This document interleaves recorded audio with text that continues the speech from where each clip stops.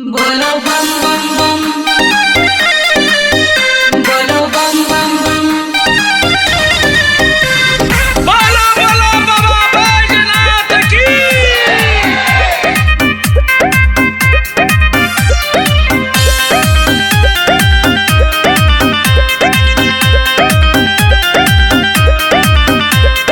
क्या पता शरीर पावर हो गईल खत्म, चलल नहीं जाता पाँव हो गईल बथम।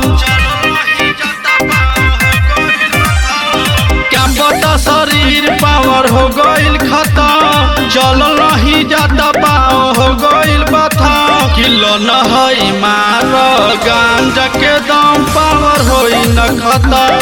रहिया में बोल चल बम बम बम, पावर होई न खत्म।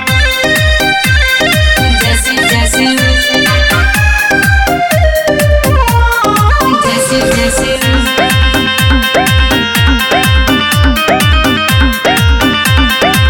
इहे नुहाटे बाबा के प्रसादी, बीते ही सुइयो बहरियो चढ़ा दी।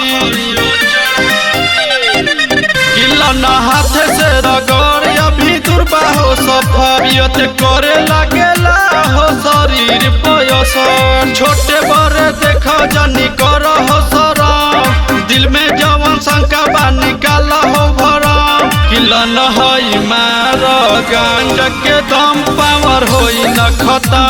रहिया में बोल चल बम बम बम, पावर होई न खत्म। बोले शंकर भगवान की।